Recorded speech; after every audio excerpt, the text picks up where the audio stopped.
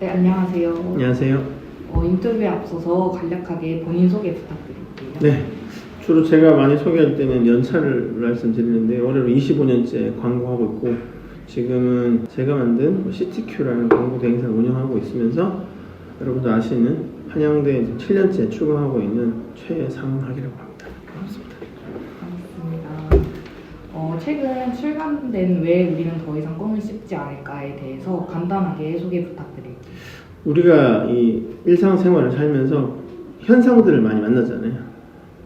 어떤 브랜드가 되게 잘 되다가 안 되다가 길을 지는 학교 여러분이 근처 계시다 보면 어떤 카페는 장사가 되게 잘 되는데 어떤 데는 손님이 없고 그게 또 바뀌기도 하고 이런 학교 앞에 식당뿐 아니라 많은 브랜드들이 뭐 나갔다 지고 이런 일들이 있잖아요. 근데 그런 걸 봤을 때 우리는 보통 한 가지 두 가지 이유로 간단하게 말하는 것 같아요. 예를 들어 코로나니까 뭐 아니면 저건 20대들이 좋아하는 브랜드니까. 근데 그런 걸로는 제대로 이 현상이 설명이 안 된다고 생각하고요. 그런 현상 넘어 있는 진짜 이유를 파헤쳐 보려는 일련의 과정을 담은 책이라고 보시면 됩니다. 그럼 이 책을 출간하시게 된 계기가 어떻게 될까요? 네, 재작년에 2학기 수업으로 처음에 소비자 조사 프로젝트라는 강의 맡아달라고 학교에서 연락받았는데요. 새로운 강의니까 그 앞에서 과제를 어떤 걸로 준비할까 하다가 제가 각 학생들별로, 팀별로 가장 궁금한 사회적 현상을 가져와 달라고 얘기했고 그 중에 몇 개 선별해서 진행했고요. 다른 제자들이 들으면 섭섭해할 수도 있는데 그때 들은 2학기 수업이 제 한양대 수업 중에 가장 재밌었어요. 그러면 그런 책을 독자들이 읽고 얻을 수 있는 가치가 무엇이라고 생각하시는지 궁금합니다.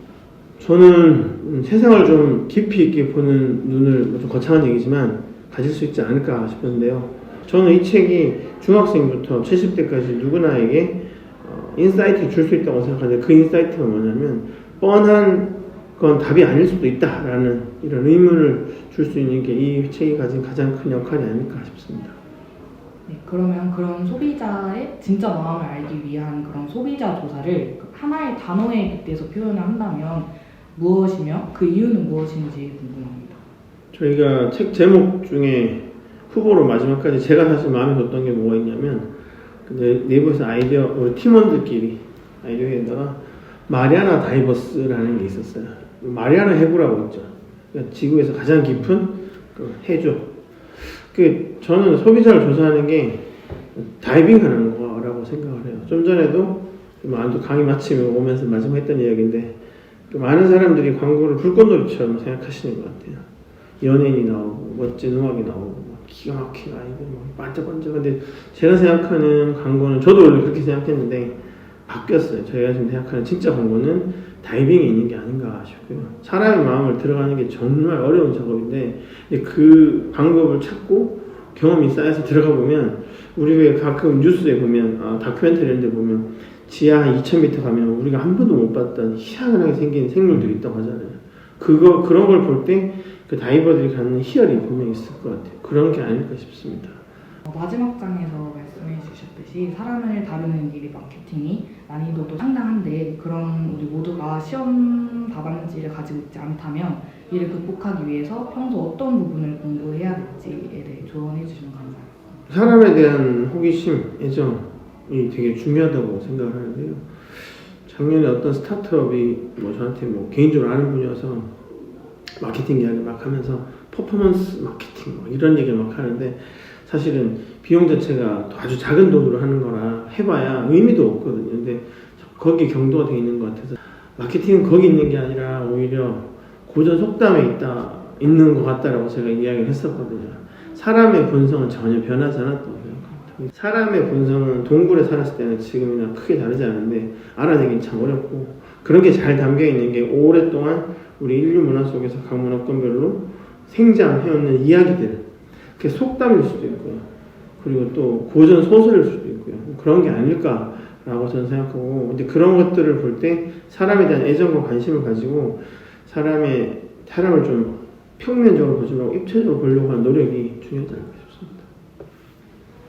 그러면 이제 마지막으로 이 책을 읽을 독자들, 광고인들 또는 먼 후배들에게 한마디 부탁드리겠습니다.